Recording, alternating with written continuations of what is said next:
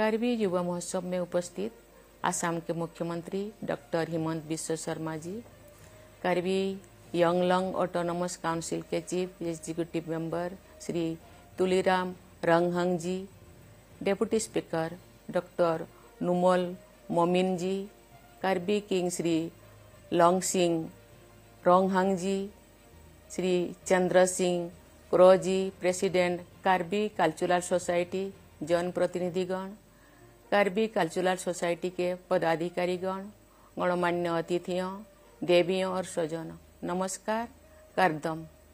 मैं आप सभी को कार्बी यूथ फेस्टिवल के स्वर्ण जयंती महोत्सव की हार्दिक बधाई देती हूँ।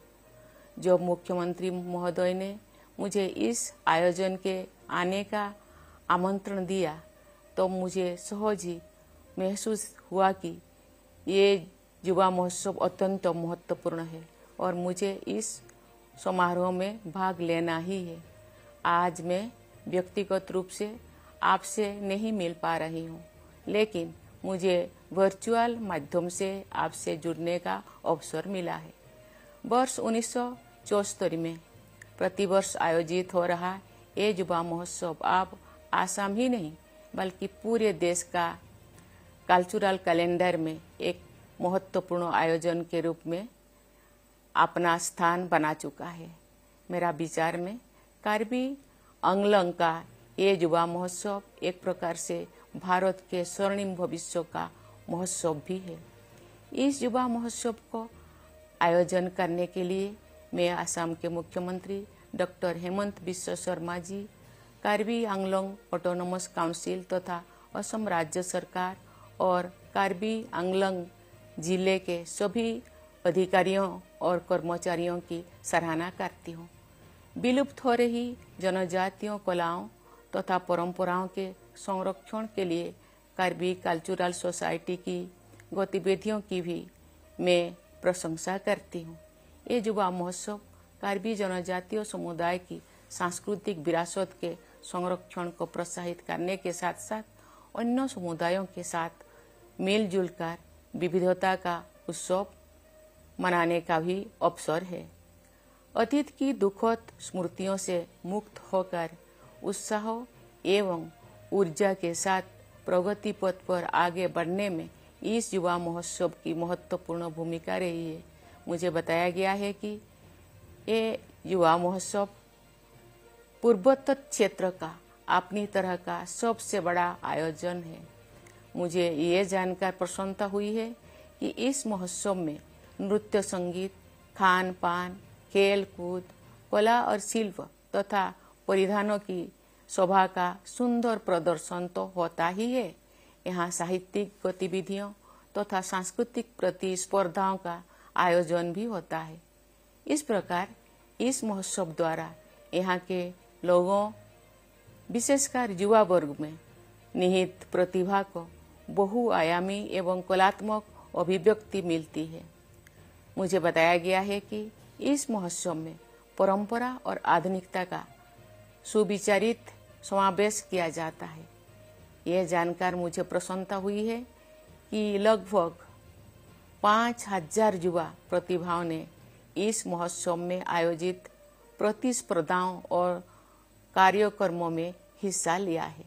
मुझे विश्वास है कि यहाँ बड़ी संख्या में उपस्थित युवक और युवतियाँ और आसपास के क्षेत्र के सभी युवा अपनी प्रतिभा और परिश्रम से असम राज्य की पूर्वोत्तर क्षेत्र की और पूरे देश की प्रगति में अपना अमूल्य योगदान देंगे। देवियों और स्वजनों, जनजातीय अस्मिता कितनी महत्वपूर्ण होती है, ये स्वयं मैंने अपने जीवन में अनुभव किया है। इस प्रकार के उत्सव जनजातीय अस्मिता को प्रदर्शित भी करते हैं और उसे मजबूती भी बनाते हैं। मैं यहाँ उपस्थित सभी जनजातीय बेटे बेटियों को विशेष बधाई और आशीर्वाद देती हूँ। मैं ये मानती हूँ कि जब युवा पीढ़ी सही दिशा में सही सोच के साथ आगे बढ़ती है तो समग्र विकास तेजी से होता है। ये बहुत खुशी की बात है कि इस क्षेत्र के युवा शांतिपूर्ण तरीके से विकास की मुख्य धारा को अपना योगदान देने के लिए तत्पर है। तथा सक्रिय है। देवियों और स्वजनों, राष्ट्रपिता महात्मा गांधी सहित हमारे राष्ट्र निर्माता और संविधान निर्माता वैश्विक दृष्टिकोण और परंपरागत भारतीय जीवन मूल्यों के समन्वय को प्रोत्साहित करते थे। वे चाहते थे कि हमारे युवा विश्व की आधुनिक उपलब्धियों के आयामों को अपनाएं। साथ ही वे इस बात को लेकर भी सचेत थे कि हम विदेशी प्रभाव तथा आधुनिकता के दबाव में भारतीय संस्कृति और अपने शाश्वत जीवंत मूल्यों को भी मजबूती के साथ अपनाए रखें।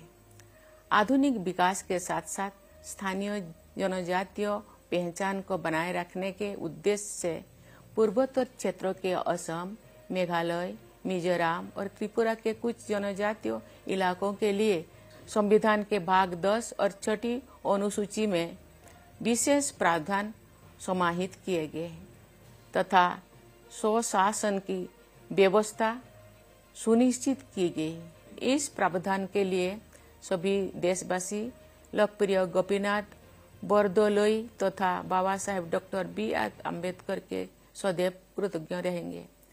कार्बी लोक संगीत के दिव्य गुरु रंगसिन सार्पो, कार्बी समुदाय के महानायक थोंग नोकबे तथा कार्बी समुदाय के जन जन के हृदय में बसे कचिर रोंगहांगपी की मूर्तियां इस परिसर में स्थापित की गई है।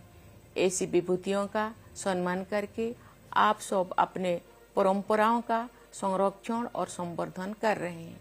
इसके लिए मैं आप सबको साधुवाद देती हूँ। मुझे ये जानकर प्रसन्नता हुई है कि कार्बी आंगलोंग सहित असम के सभी अनुसूचित क्षेत्र में राज्य सरकार तथा ऑटोनोमस काउंसिल समग्र विकास के लिए प्रतिबद्ध होकर पूरे तालमेल के साथ काम कर रही है।